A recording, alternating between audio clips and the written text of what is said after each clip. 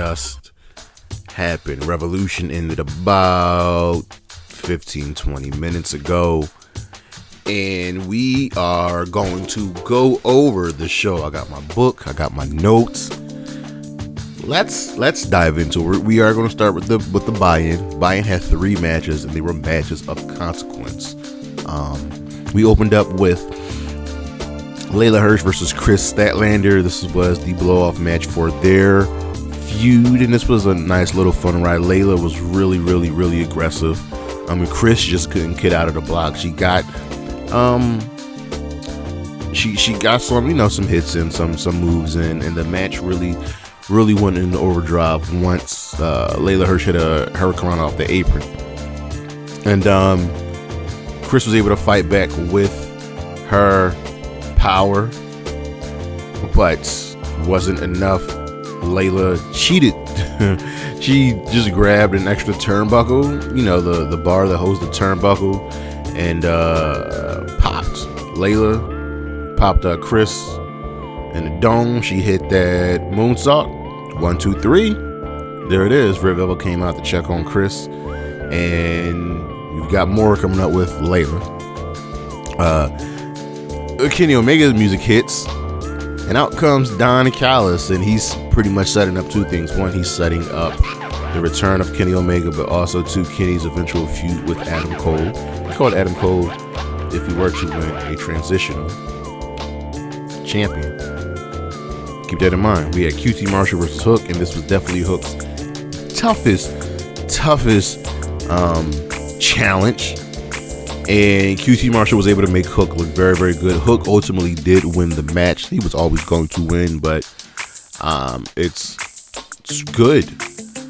Hook's got the suplexes down, and big things coming for Hook. And then I guess our main event on the buy-in was the 6-man tag, which was the House of Black, Buddy Matthews, Malachi Black, and Brody Lee. Not Brody Lee. King Brody? Brody King. Sorry. Taking on Pac, Penta, and Erik Redbeard. This was, wow. The face-off between Brody and Erik was just really good. That I thoroughly enjoyed it. And this match had great speed. Sometimes it was fast, sometimes it was slow, sometimes it was heavy hitting. At one point, Penta killed Malachi Black with a cradle power driver on the apron. But the Mist won again, and the House of Black wins. But this feud I don't think it's over by any stretch of the imagination. But we're on to the main card, and we open up with Eddie Kingston versus Chris Jericho. And this is definitely one of the 3 matches I would have probably picked to start off. I would have also done the Revolution ladder match to start, and the probably the trios match to start off as well. The match with Sting. But so we open up with Eddie 1-2-J, and Eddie hit the spinning back fist early. Not the back fist. He hit him with the half and half suplex. That's how we started, and there was a lot of back and forth, a lot of up and down. The fans were clearly behind Eddie. We're talking about the fans. These fans weren't that great. Sometimes they were great. They really only got up for about two or 3 matches, but the fans were definitely behind Eddie. Jericho looked good here, and he definitely was more heelish. And then Eddie tapped out Jericho with this. It was kind of like a standing crossface chicken wing. It was called a pump something, I remember, but Eddie was shocked that he won. He was falling on Audrey like, I won? Jericho didn't shake Eddie's hand. That's some sucker shit. We had the triple threat tag team title match, the Young Bucks versus reDRagon versus the champions, the Jurassic Express, and this was probably my match of the night. The Luchasaurus has the advantage over everybody because not only is he fast, he's strong and he's tall, so he's able to do things that the other people can't. But this was just a really good match. Fight forever was what was chanted, and yeah, they probably should have fought forever. There were so many shenanigans, but Jurassic Express won. This was really good. The tag division in AEW is very, very good. So Jungle Express retains. How about this ladder match? The face of the Revolution ladder match. We've got Powerhouse Hobbs, Keith Lee, Wardlow, Christian Cage, and Orange Cassidy and Ricky Starks. This was fun. And we started off with some beef. So the three big men just tossed the three little men out. And then, Orange Cassidy got in the ring just to kind of fuck around with him. But this was fun. It told a lot of good stories. We even had points where Ricky and Hobbs were like facing off against each other. They just shook hands like, we boys, but they're man from, so they understand. Everybody got some time to shine. Probably the one person that didn't shine enough was probably Christian. But he had the advantage over everybody because he's been in a bunch of ladder matches, so he was the veteran. But this was fun. Hobbs and the best parts of the match were any of the face off with the big men. Hobbs and Keith Lee, Hobbs and Wardlow and Keith Lee. I want to see all of these matches. There was one point where Hobbs and Wardlow were going for a ladder and they just broke it by pulling it apart. Orange Cassidy was the smartest. There were moments in the match where he was able to get the ring in innovative ways. Ricky Starks is dead. I hope he's okay. But Wardlow won. He was the winner I picked.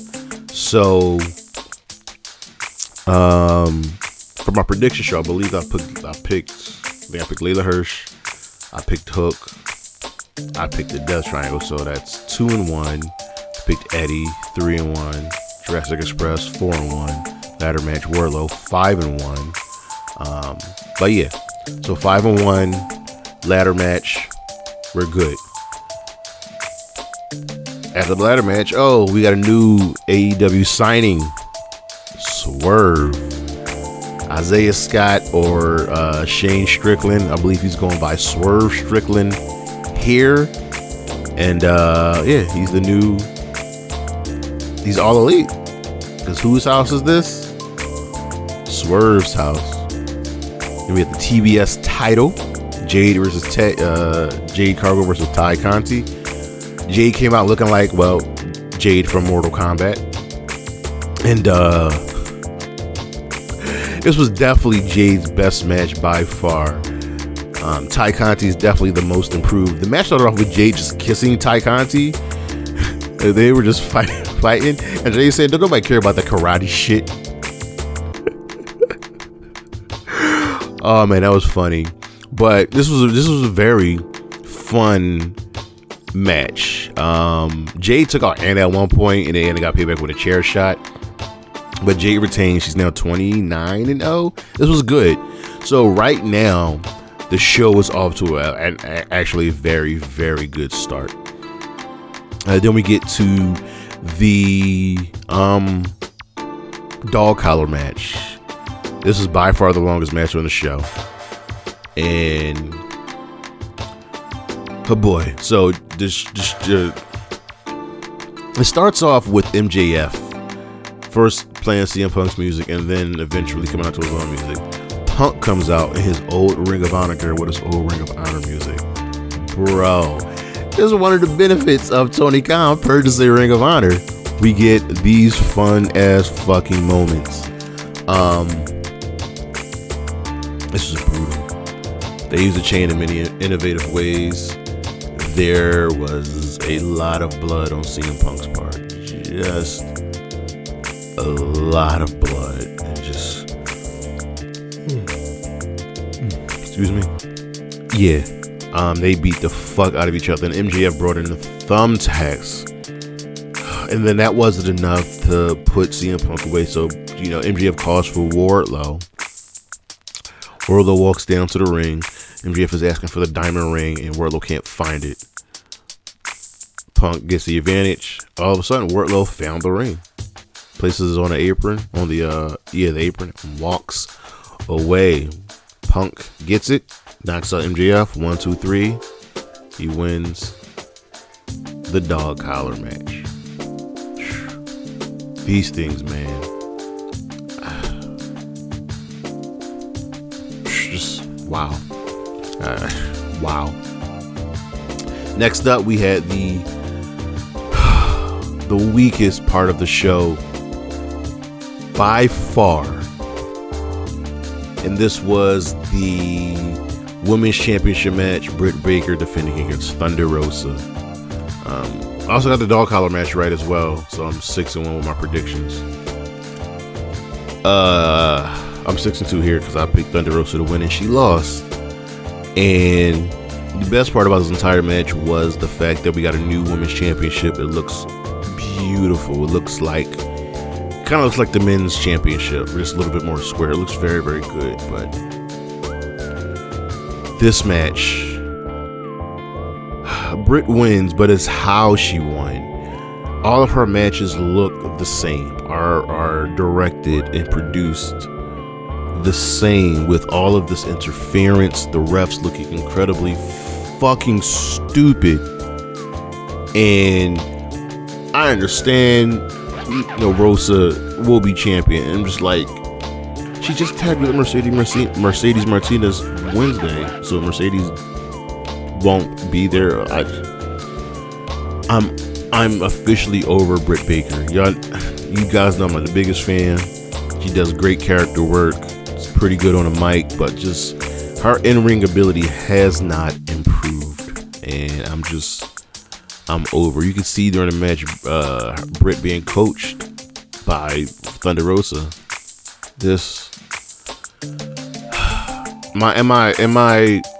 I was feeling down. I was like, I don't want this anymore. I was so deflated. But then I thought, I'm on Twitter, I'm watching everybody talk. I was like, oh, wait. 2 weeks. 1 year to the day. It will be the 1 year anniversary of their Lights Out match. Dynamite will be in San Antonio, Texas, Thunder Rosa's hometown. We can do a steel cage match, and Thunder Rosa can win there. And yeah. And mind you, people, we've only ever had one steel cage match in AEW's history. So I'm hoping against hope. So what's going to happen is it'll be Leyla versus Thunder Rosa in an eliminator match Wednesday, and the winner of that match will face Britt Baker on St. Patrick's Day for the title. Listen, I like Leyla Hirsch. I could always deal with more Leyla Hirsch, but I need Thunder Rosa to win this fucking match and then win the following week. Okay, I need it. I just fucking need it. Anyway, next up we have Moxley versus Bryan Danielson. I'm gonna keep this short and sweet with this match. Violence. Fucking violence. These two were just pummeling each other. It was a fight. That's what they wanted. They wanted a fight. They wanted to bleed together. Moxley was definitely bleeding. I don't remember who won. I think Mox won. I'm sorry. I can't be doing a recap and not knowing who won the goddamn match. Let me swerve. Who won this fucking match?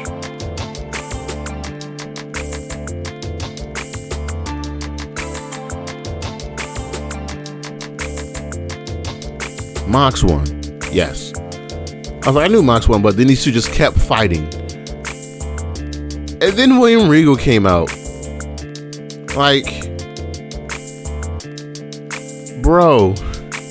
And he's getting into their faces like, yeah, he slapped Mox, he slapped Daniel. And he was like, what? I trained you two. What's going on? Like, what the fuck is going on? And these two shook hands. And then I guess William Regal is leading Moxley and Danielson. And King Regal is all elite. I just tell the story right. And this is gonna be such a great pickup. And I'm hoping I can see William Regal running Ring of Honor. I'm kind of hoping that happens. But we're on to the next match. And it was the Trios Tornado Tag. And we're going to leave it like this. There were 2 wild ass fucking spots. 2. Alright.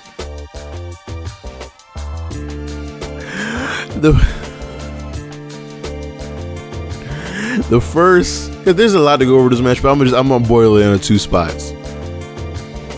I'm gonna boil it down to 2 spots. The first was Sammy Guevara hitting Isiah Kassidy with a Spanish fly off of the top of one of the things at the entrance through the tables. And have y'all watched AEW? Because a lot of times their tables aren't fucking breaking. The second spot was Andrade laid out, stacked up on like 4 tables. And Sting jumping off a balcony through these tables and through Andrade.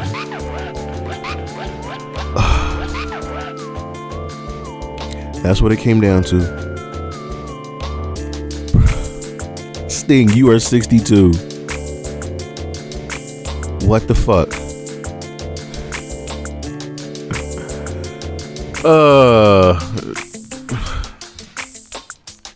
It was fun. And we end the night with the World Championship match. We end the night with Adam Cole versus Adam Page. Baby. This was a good match with great countering, great storytelling. AEW can't do a match without having shenanigans. So reDRagon did show up at one point. Dark Order showed up to take care of reDRagon. And this was good. This was fun. There was a lot of brutal spots. Panama Sunrise to the floor. But Hangman won. He won with the boom and then the buckshot. 1, 2, 3. That's it. I'm gonna give I did pick. Did I pick AHF? I did pick AHF, so I was 7-3. No, there were 12 matches. What matches did I get wrong? I picked Danielson to win. I got that wrong. AHFO, I got that wrong. Rosa, I got that wrong. That's 3. Swerve. I think that was it. Oh, I picked the Death Triangle to win.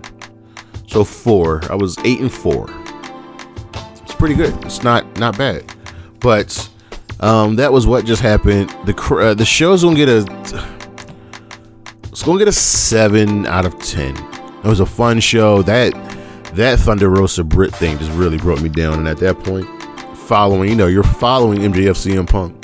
Crowd was just dead for the rest of the night. They probably should have had CM Punk MJF be the main event. The WWE has learned that sometimes the world title doesn't need to be the main event. I think AEW's got to get in the habit of knowing that sometimes the world championship doesn't have to be the main event. MJF CM Punk should have been the main event. But hey, that is what just happened. AEW Revolution. And we'll be back in a couple of weeks for WrestleMania. All right. And go check out the High Risk Wrestling Podcast. All right.